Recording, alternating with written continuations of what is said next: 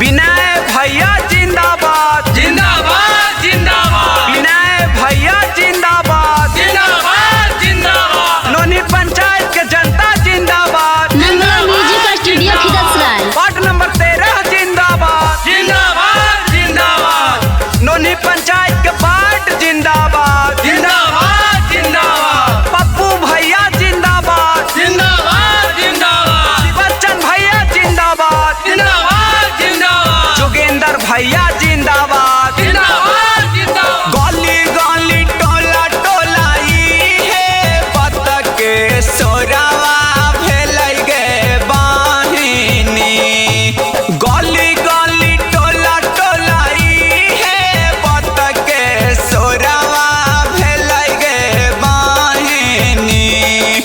नोनाही पंचायत में ward number 13 विनय भैया का जीतै है गे बहिनी।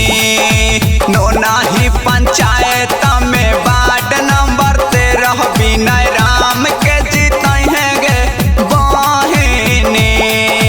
वार्ड से जीतै है गे बहिनी।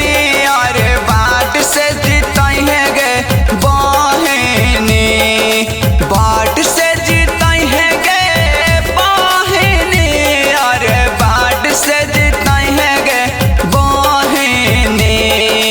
गरीबा के सनवा विनय भैया जवनवा इनके वार्ड से जीतै है गे बहिनी। नोनाही पंचायत में वार्ड नंबर 13 विनय राम के जीतै है भैया। विनय भैया जिंदाबाद। जिंदाबाद जिंदाबाद। विनय भैया जिंदाबाद। जिंदाबाद जिंदाबाद। नोनी पंचायत के जनता जिंदाबाद। जिंदाबाद जिंदाबाद। वार्ड नंबर 13 जिंदाबाद। जिंदाबाद जिंदाबाद। नोनी पंचायत के वार्ड जिंदाबाद। जिंदाबाद जिंदाबाद। चाचा कहलन चाची कहलन इनक जीतै है भैया। इनक जीतै है भैया। बाबा कहलन मामा कहलन विनय भैया के जीतै है गे बहिनी। सुनले ही ना मामा बड़ी इनकर कमवा विनय भैया के जीतै है गे बहिनी। नोनाही पंचायत में वार्ड नंबर 13 विनय राम के जीतै है गे बहिनी। वार्ड से जीतै है गे बहिनी। अरे वार्ड से जीतै है गे बहिनी। गरीबा के सनवा विनय भैया जवनवा इनके वार्ड से जीतै है गे बहिनी।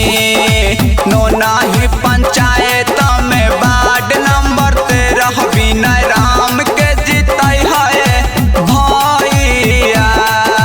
विनय भैया जिंदाबाद। जिंदाबाद जिंदाबाद। विनय भैया जिंदाबाद। जिंदाबाद जिंदाबाद। नोनी पंचायत के जनता जिंदाबाद। जिंदाबाद जिंदाबाद। वार्ड नंबर 13 जिंदाबाद। जिंदाबाद जिंदाबाद। नोनी पंचायत के वार्ड जिंदाबाद। जिंदाबाद जिंदाबाद।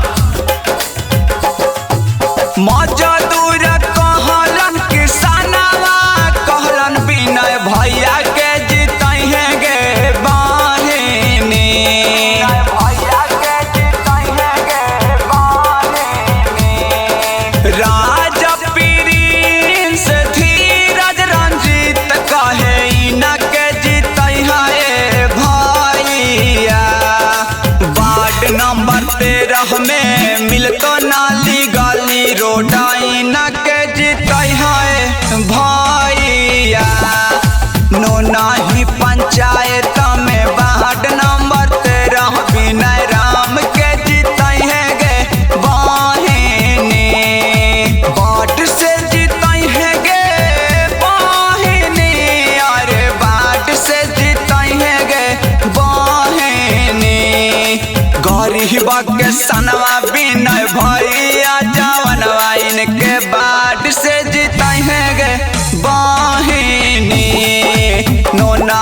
पंचायत